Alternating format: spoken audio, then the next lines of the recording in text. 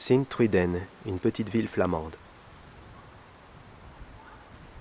À proximité de la place principale, le centre Atlantis de Joseph Vervoort occupe plusieurs bâtiments.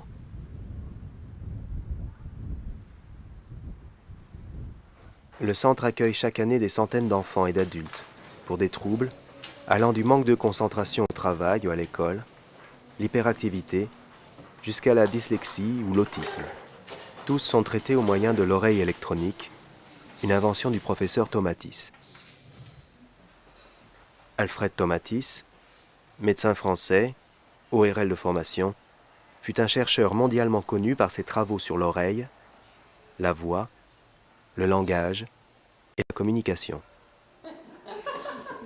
Ce soir-là, en présence de Lena Tomatis, la femme du professeur, aujourd'hui décédée, Joseph Vervoort inaugure un petit musée rassemblant tous les documents qui entourèrent la vie et les recherches du célèbre docteur.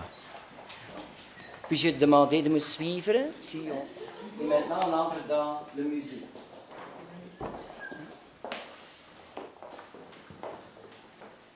Ici, on voit donc plusieurs souvenirs du professeur et de sa femme.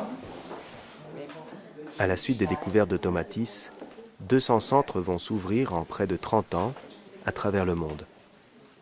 En France, par exemple, Joël Fromenteau a fondé celui de Bordeaux.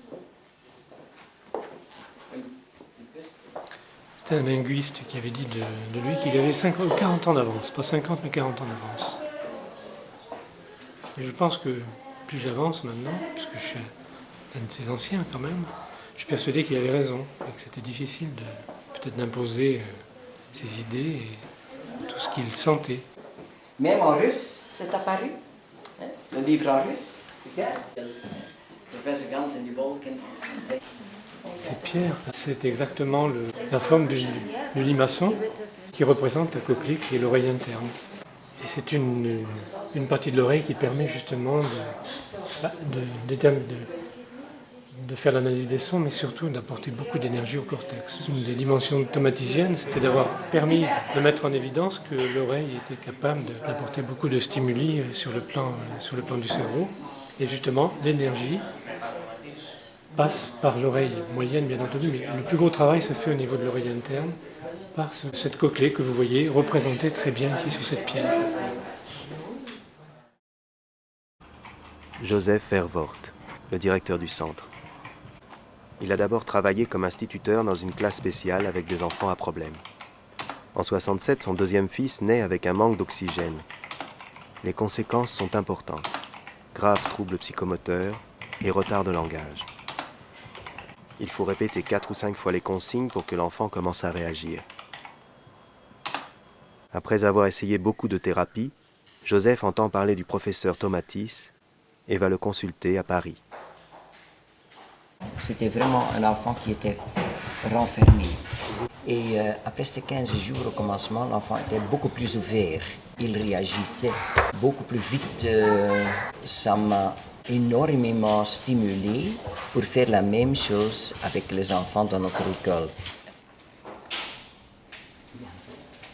Joseph importe la méthode Tomatis dans sa classe. Plusieurs années passent. Devant les progrès observés par l'ensemble de ses élèves, et parce qu'il devient impossible de continuer ce travail particulier au sein de l'école, il crée en 1983 une association. L'association grandit et 25 ans après devient le Centre Atlantis qui occupe à Sint-Truiden plusieurs corps de bâtiments. Joseph, directeur d'école à la retraite, peut maintenant se consacrer uniquement à faire vivre son centre. Pour aider des dyslexiques, c'est une merveille la méthode Tomatis. Pour aider des autistes, c'est fantastique. J'ai eu beaucoup, au moins 200 autistes déjà dans notre centre et jusqu'à 6 ans. Il y en a beaucoup qui en sortent alors. Après, ça diminue. Mais tous les gens qui viennent ici avec un enfant autiste, même un enfant de 12 ans, même un enfant de 14 ans, ils sont très contents parce que ces autistes deviennent plus calmes, plus concentrés, plus structurés. Hein? C'est le grand problème d'un autiste qu'il n'est pas structuré. Pour ça, la thérapie est vraiment bonne. Cette machine que vous voyez, c'est l'oreille électronique qui a été inventée par le professeur Tomatis. Et c'est à travers cette machine qu'on peut rééduquer l'écoute de la personne. La machine, elle englobe en elle-même toutes les découvertes que le professeur a fait pendant des années sur le fonctionnement de la faculté d'écoute. Concetto Campo est un thérapeute italien qui travaille lui aussi avec la méthode Tomatis. Parmi les gens qui viennent le voir, des musiciens et des chanteurs. Alors, ce casque, c'est le casque qu'on utilise normalement dans la méthode Tomatis. Et la différence avec un casque normal, c'est que, comme vous voyez ici, il y a un vibrateur. Alors le vibrateur, ça permet de travailler avec le volume qu'on veut sur la conduction osseuse. Tomatis a découvert que ça a une grande importance de bien percevoir, pas seulement à travers le tympan, à travers l'oreille, mais aussi à travers la conduction osseuse. C'est une écoute, celui du corps, duquel on n'est pas conscient, parce que c'est un envoi de son à l'oreille interne subliminale. C'est une des plus grandes découvertes que Tomatis a fait sur l'oreille et pour aider la rééducation à l'écoute. Il y a beaucoup d'enfants qui viennent ici parce que beaucoup d'enfants ont des difficultés avec la concentration. Vous imaginez un enfant à l'école qui doit suivre des explications qui sont données à travers le langage, alors à travers l'acoustique. Et si le message n'est pas clair, l'enfant il fait un grand effort pour suivre et au bout d'une heure, il va être fatigué. Avec la méthode Tomatis, et on a désormais les preuves scientifiques, c'est possible de reprendre une vie normale et de pouvoir suivre l'école de façon plus normale et tranquille. La manière comme on vit dans notre société a certainement des raisons pour que les enfants sont tellement déconcentrés. Aujourd'hui, tout le monde vit en stress. Il faut réaliser beaucoup dans sa vie. On n'a jamais de temps pour quelque chose et les enfants sont les enfants de notre temps. Le travail avec les musiques filtrées dans les aigus, c'est pour habituer l'oreille à percevoir les harmoniques élevées. Les harmoniques élevées, les sons aigus sont les premières fréquences que, quand il y a des problèmes, commencent à disparaître dans l'écoute. Et aussi c'est des fréquences que Tomatis a découvert que sont très vivifiantes pour le système nerveux. Tomatis avait découvert que si la personne était fermée aux fréquences aiguës, elle se fatiguait plus facilement. À la limite, elle pouvait se déprimer. En récupérant les fréquences aiguës dans l'écoute, ça lui permettait de remonter la pente, d'être plus énergétique, de mieux choisir ce qu'il fallait faire et d'être plus attentif à l'école, par exemple, dans le cas d'un étudiant, d'un écolier. Grâce à lui, on a découvert que l'oreille ne servait plus à faire des otites et à entendre. Elle avait une autre dimension. C'est pas encore facile aujourd'hui à faire passer. Hein. Oui. Non, c'est encore difficile.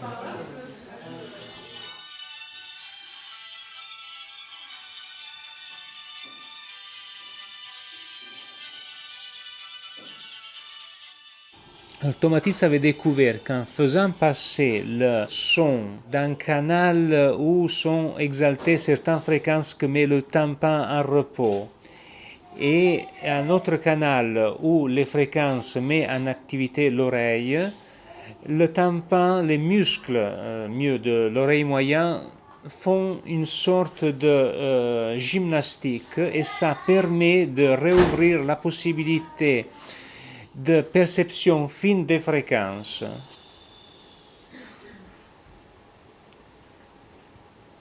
Ici, on se trouve dans la salle des parents, dans la salle des adultes. Dans le centre, on a donc les deux ensembles, les adultes et les parents, parce que la mère peut participer gratuitement à la thérapie. parce que c'est très nécessaire pour l'enfant, pour éviter que l'enfant s'imagine qu'il n'est pas normal comme les autres. On demande à la mère de participer à la thérapie.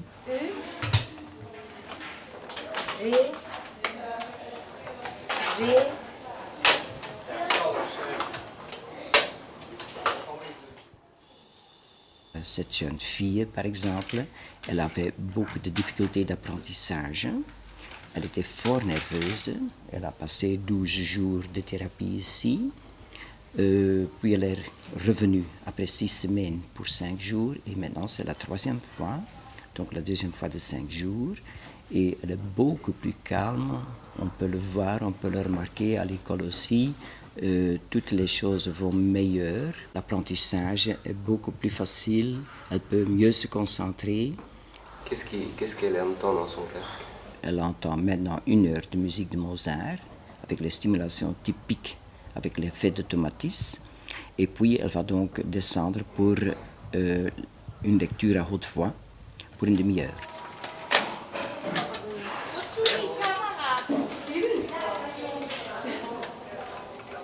Il y a beaucoup d'enfants qui ont hyperactivité, ont quelque chose dans le système nerveux qui donne trop d'énergie, tellement que l'enfant ne peut pas se concentrer, doit mouvoir tout le temps. Et ça, on peut bien calmer avec donc, le retour musical, la phase prénatale qu'on va imiter, et puis l'accouchement sonique.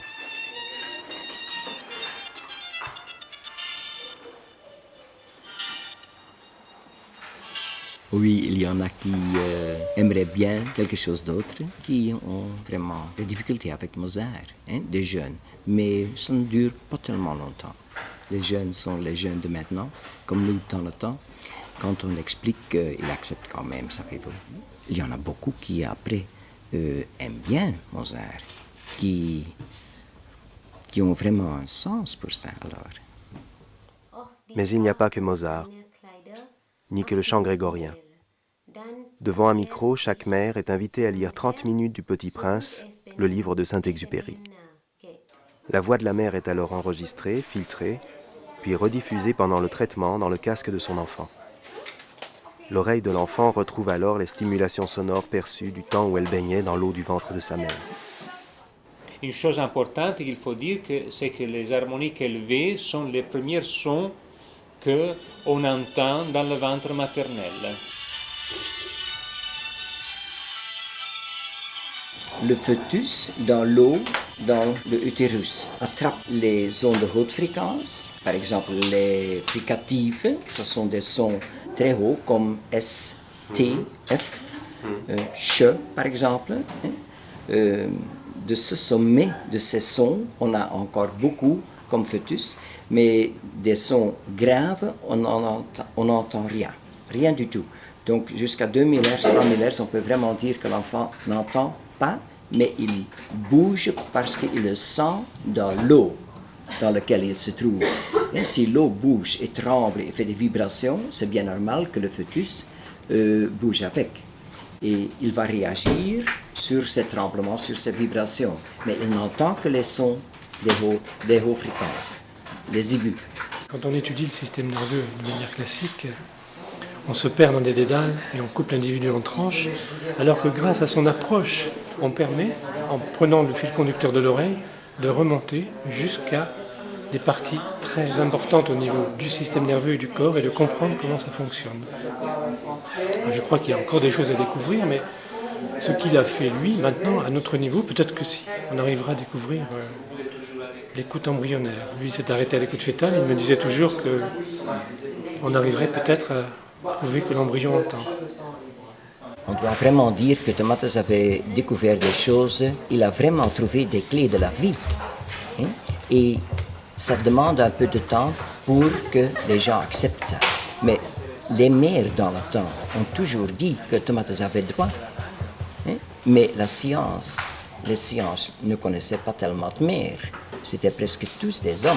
Hein? Donc, dans la science, c'était presque pas acceptable qu'un enfant devait trouver son psychisme, que ça passe dans le ventre de la mère. C'était peu acceptable. Mais maintenant, tout le monde l'accepte.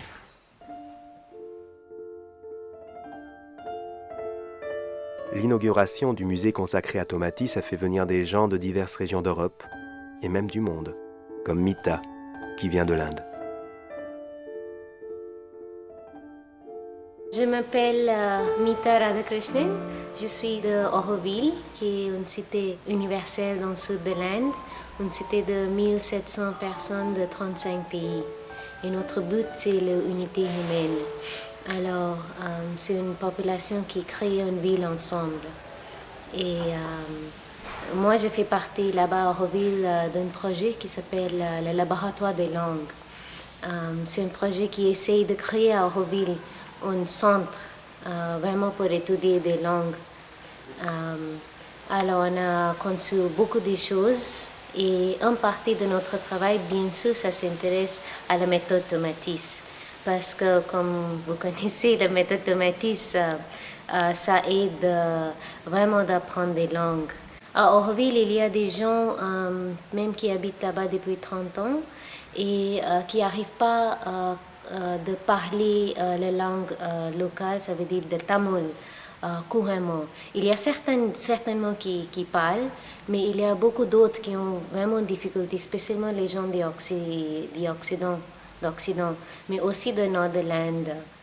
Alors, Auroville, c'est un très bel endroit pour faire une recherche avec les langues.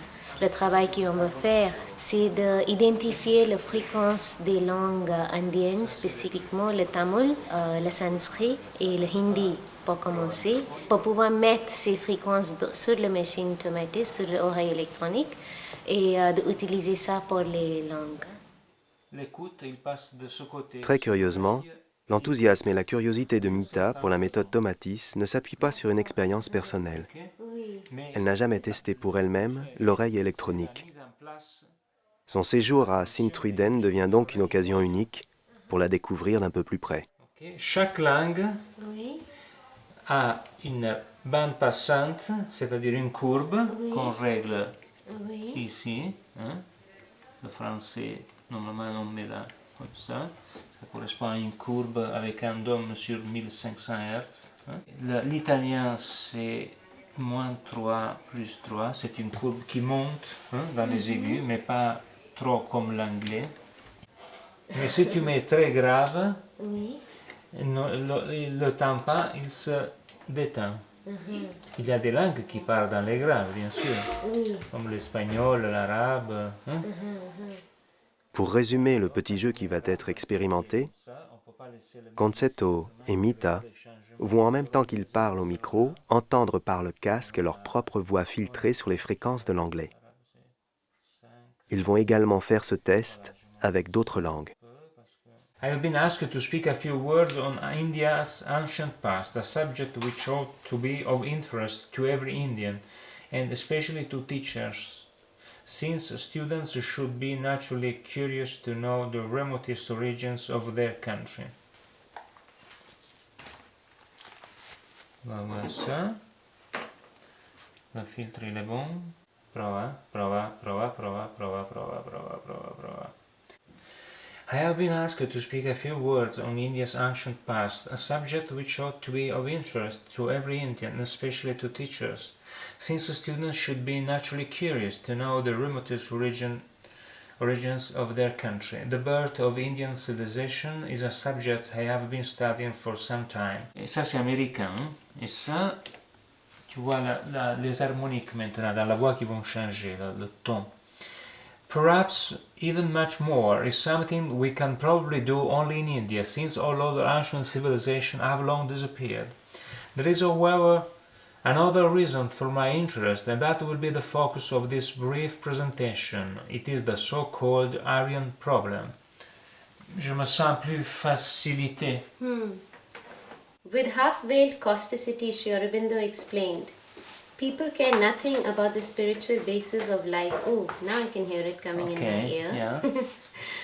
People care nothing about the spiritual basis of life, which is India's real mission and the only possible source of her greatness, or give to it only a slight secondary or incidental value, a something that has to be stuck on as a sentiment or a bit of coloring matter. Here you have not the Indian listening of English. Because in India you don't have the same accent than in England. Yes, yeah. Here I gave you the English accent of England, because I gave you all the times and regulation of frequencies. At the beginning you have to adapt to these new acoustics and rhythms, so you feel that you don't catch the meaning. But it's like the baby when they start to learn language, doesn't know the meaning, just exercise the phonatory apparatus to learn how to talk, and then you put the meaning on the words. J'ai mis un temps de retard de déclenchement de l'oreille qui est proche de celui d'un natif anglais, qui est typique du sud de l'Angleterre. Par feedback audiophonatoire, ça influence la vitesse d'émission phonique. People care nothing about the spiritual basis of life, which is India's real mission and the only possible source of her greatness. Et en même temps, j'ai changé la bande passante, l'équalisation de la courbe. Je l'ai mis proche de celle anglaise, que c'est une exaltation des aigus.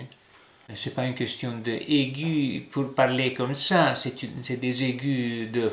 moi je peux parler comme ça, on dirait que je suis dans les graves, mais j'ai beaucoup d'aigus qui rendent la voix très agréable. Hein? Je peux parler comme ça, on dirait que je suis aigu, mais ma voix elle est pointue. Là, il n'y a pas trop d'aigus.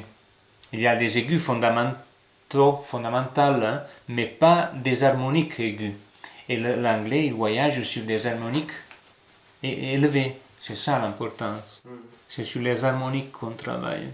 Le discours des chefs de service passait largement au-dessus de la tête des ouvriers qui, pour la plupart, étaient victimes de surdité professionnelle. Les territoires acoustiques qu'ils empruntaient les uns et les autres n'étaient pas identiques.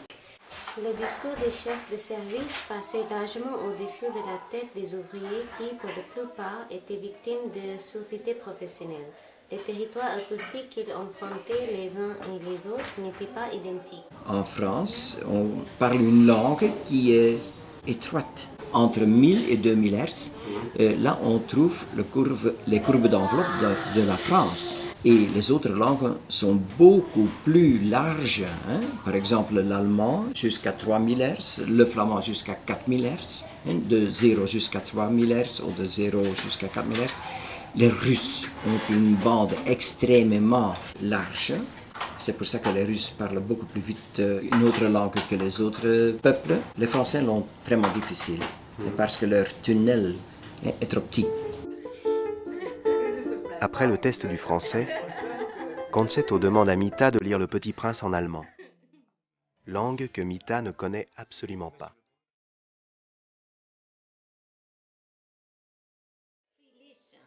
Die wir wissen, was das Leben eigentlich ist. Wir machen uns nur lustig über die albernen Zahlen. Vous comprenez? Presque. Le casque sur les oreilles et les réglages effectués, quelques sonorités commencent à émerger, cette fois plus convaincantes. Sans s'en rendre compte d'ailleurs, Mita commence à se sentir plus à l'aise et poursuit inlassablement sa lecture. Lebensjahr nie ander Versuch gemacht hat als die mit einer geschlossenen und einer offenen Reißenstange. Ich werde selbstverständlich versuchen. Très bien. Aber das muss... Ok. Elle ne voulait pas arrêter, hein? Et ça, c'est intéressant que quand il rentre dans la dynamique de la langue, c'est... Ça, c'est la première fois que j'ai lu allemand. Il faut bien un commencement à quelque chose. Hein? Qu'est-ce qui s'est passé? Il y a un changement de ton, il y a un changement de rythme, et puis il y a certainement une meilleure prononciation. On peut presque comprendre, toi qui comprends un peu l'allemand. Hein? Alors on lit sans comprendre, mais on lit quand même. Hein? Et tu avais quand même quelques notions, non? Parce que Eisen, tout Non, Riche, Oui, riche, riche. oui, tu le dis. Riche. Oui, Prononcez oui, bien oui, le re des non, aspirations. je Hein. Du tout, t'as jamais eu de notion d'allemand. Non. Et le fait qu'elle ne s'arrête pas, ça veut dire qu'elle est bien dans sa peau. Oui.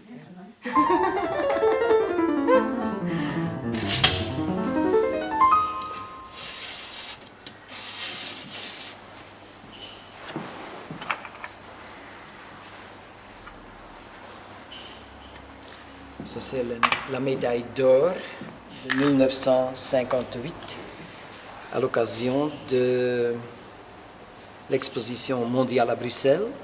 Il a gagné là le prix pour un monde plus humain. C'était par la découverte de l'oreille électronique. C'est pour ça qu'il a gagné ça.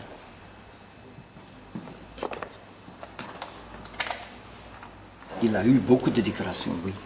C'était un homme renommé partout dans le monde. C'est la ville de Toulouse. C'est le prix Clémence Isor en 1966. Les décorations sont une chose, la reconnaissance officielle en est une autre. Dans les couloirs, je croise un autre ami de Tomatis, Martin de Voigt, professeur de physique nucléaire à l'université de Eindhoven aux Pays-Bas. I talked with a very important physicist who was specialized in the ear, in hearing physics. So he was very interested, but he was also very critical. And one of his criticism was, Martin, you have talked to me now many times, so I got interested. And I went to the library. And I found no article of Alfred Tomatis in the official literature. And that is a problem. Alfred did publish so many books and so many things, but he did not publish, to my knowledge, in what we call refereed journals, which are read by audiologists and by the medicine people. And so when I talked to them, I many times got the criticism, yeah, what are you talking about? Why is it not published in official literature? Il y a eu des gros obstacles, en particulier par l'ordre des médecins, ça c'est sûr, en France, je parle en France. Hein. Et les médecins, ils sont venus même faire des perquisitions dans le centre de Paris, etc. Donc ça a été... bon, pour mon mari, lui me disait, moi j'étais vraiment... J'acceptais très difficilement ce genre de comportement, mais lui me disait, ne t'inquiète pas, continuons. So he would like to help people, and therefore there was no time, and from the other people no interest to listen. So that was a reason why he could not publish in the literature. Is that right? Exactly. Yeah, I like to check with you because, yeah, to have the correct. Yes. Mais ce qu'il y a, c'est qu'il y a eu aussi quand même une très grosse opposition de toute l'équipe de Madame Borel-Maisonnille, c'est-à-dire les orthophonistes. Elles ont pensé que Tomatis c'était un concurrent, alors que ce n'était pas le cas du tout. Hein. Mais là, il y a eu vraiment un très grand mouvement contre Tomatis par le mouvement des orthophonistes. Sa physiologie auditive, qui bouleverse toutes les connaissances actuelles, aussi bien à la Helmholtz ou à la Békési, et maintenant n'est pas encore du tout reconnue. En plus de ça, la méthode Tomatis n'est pas reconnue, par exemple en France, par la Sécurité sociale. Elle n'est pas remboursée, c'est quand même un très gros obstacle.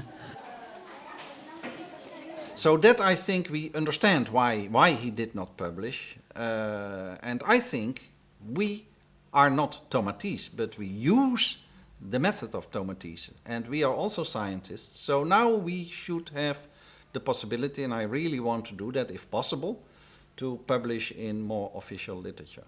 Heureusement qu'il a écrit quand même beaucoup de livres et beaucoup d'articles. Ça a permis quand même de diffuser un peu son savoir. Mais moi, à mon avis, il faudra encore attendre un bon moment avant qu'il soit reconnu et qu'il soit vraiment qu'on puisse appliquer ces théories, quoi. What is the connection between nuclear physics and tomatis? I would say the science and the interest in what is the origin of everything. And I know that Alfred Tomatis also was very interested always in the origin of things and how things were working. So that is my basic interest, but there was another point why we came to the Tomatis method about, what was it, Anne, 12 years ago, 13? No, 12 years ago. My wife has a problem with dyslexia, and she was treated here in this beautiful surrounding where we are now today in Atlantis in Sint-Truiden by Joseph Vervoort. And that was very successful. Being dyslexic and have struggled there 45 years and I became so onzeker, unsure that I hardly could do things out of the house. And after the treatment, I got ground under my feet again and started to do things. The treatment of Joseph Vervoort here in Sint-Truiden, not only for my wife, but also I was many times here and I observed the treatment of autism, of dyslexia, of motoric perturbations were very striking to me, and so for me as a scientist in completely other field, physics, nuclear physics, was very intriguing. So I started to, with my wife, to be very interested, and my wife also found her destination here in Sint-Truiden because she said, well, this is what I want to do, that's what Anne said. So it's her. And so she, in fact, started to work here in Sint-Truiden. Yes. 3 months. For 3 months here, working with Joseph. So I thought, knowing how I do the things, I want to know already and to work with it before I go to the course. So we went to Paris, the famous courses in Paris of Alfred Tomatis and Lennart Tomatis. I must also say he had an excellent staff on various people. Yes. Yeah. So there was a very good team. So we started to be, we did it together, all the courses, S1, 2, 3, 4, 5, and SP courses. And audio-vocal? Audio-vocal. And then we came back to Eindhoven in the Netherlands. And in Eindhoven there were a psychologist, a lady children psychologist, an orthopedagogue, remedial teachers, and we formed a team and we said, could we bring the Tomatis method to Pays-Bas? Il va avoir quand même beaucoup de techniques à apprendre. Hein. Ça veut dire qu'il y a déjà la passation du test d'écoute, il y a le réglage des appareils électroniques, il y a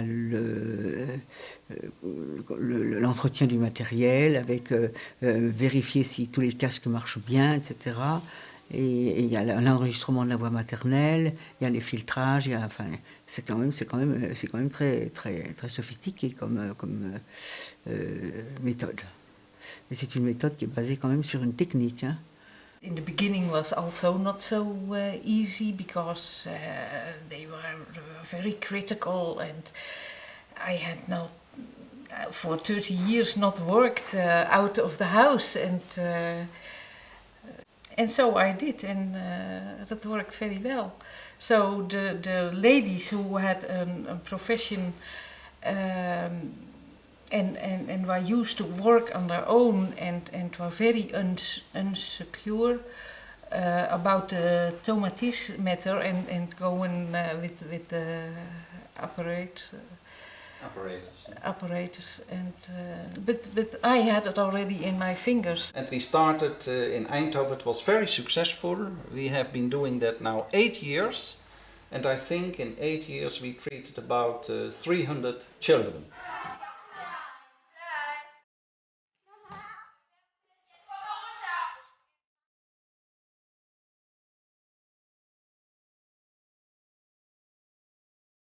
En étudiant d'une façon approfondie les mécanismes de la voix chantée et en analysant systématiquement les phonèmes émis par Enrico Caruso, célèbre artiste lyrique du début du siècle,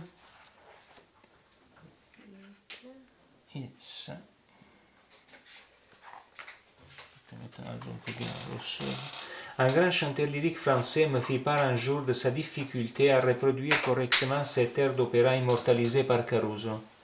Là, j'ai pas beaucoup d'accent. Et ça, c'est intéressant.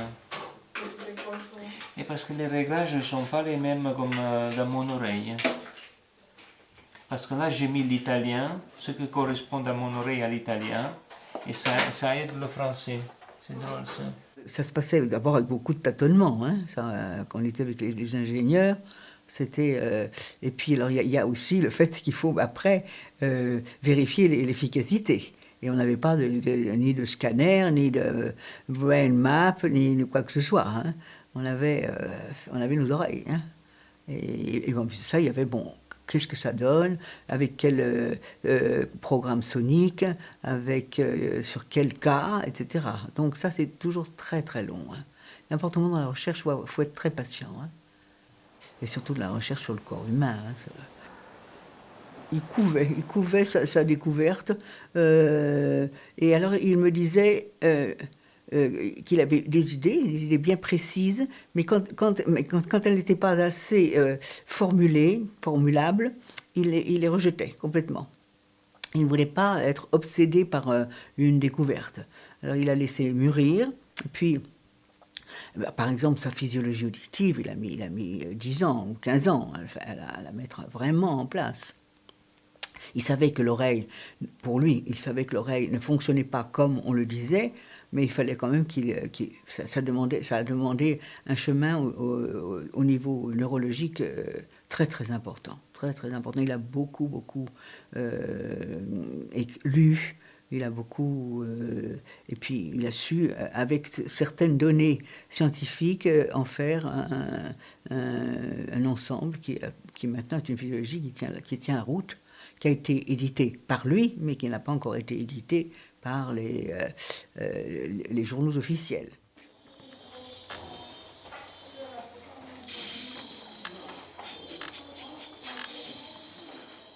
Le fait qu'à partir de l'oreille, selon Tomatis, il y ait tant d'applications sur le plan pédagogique, psychologique, musical, médical, philosophique. Ça perturbe. Au départ, on a eu le chant avec la voix, des chanteurs, des acteurs, des comédiens.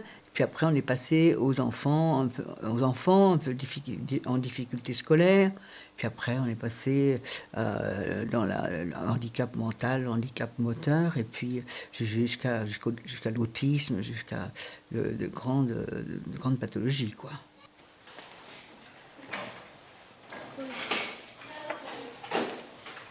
On peut vraiment dire que la thérapie augmente la possibilité de l'enfant. Et ils le disent aussi. Hein, quand ils ont passé la thérapie chez nous, ils sont développés d'une façon un peu extraordinaire. Et ça, ils se rappellent très bien. Ils se souviennent très bien de cette phase. Et on parle souvent. J'ai eu de beaux contacts avec beaucoup d'eux qui ont vraiment suivi un chemin incroyable. Ils le disent absolument, et tous. Je n'ai jamais rencontré un qui dit que ça n'a rien emporté.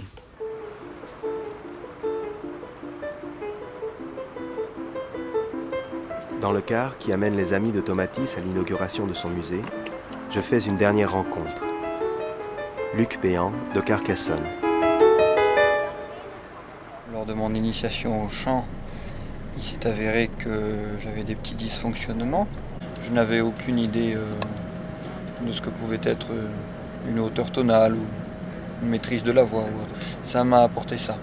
Je Je me souviens, durant toute mon adolescence, d'avoir tout le temps des réflexions sur la voix, le manque de maîtrise de cette voix, etc.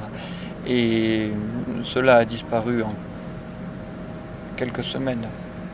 Ah ben ces séances, c'est une séance traditionnelle, c'est-à-dire on est à l'écoute avec un casque bien particulier sur les oreilles, et on écoute de la musique filtrée, du Mozart bien évidemment, essentiellement des cordes frottées qui sont filtrées à des fréquences de plus en plus hautes. Il est certain que c'est très surprenant. C'est aussi également, il faut le reconnaître, au début assez fatigant parce que ça demande un effort et puis ouais, on sent que le système neurovégétatif est vraiment mis en action. Ça au début c'est fatigant je trouvais, mais ensuite il en ressort une énergie assez formidable. Il y en a qui s'ennuient pendant la thérapie, que ça dure trop longtemps.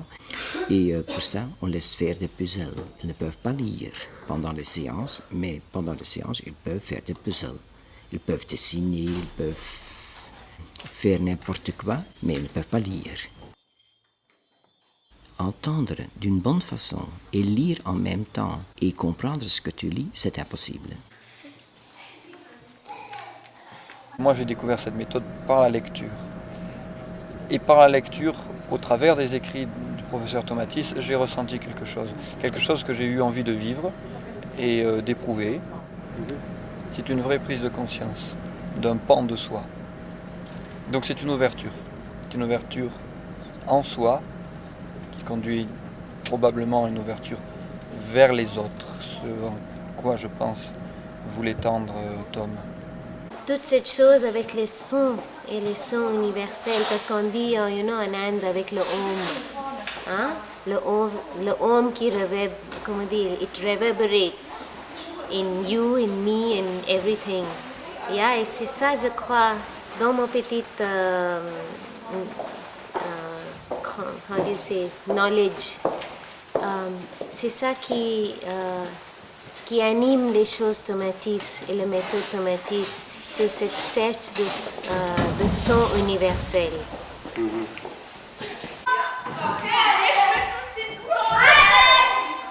Le rapport de Tomatis avec le yoga, justement, j'ai pensé de ça cette nuit. Et je crois qu'il y en a beaucoup.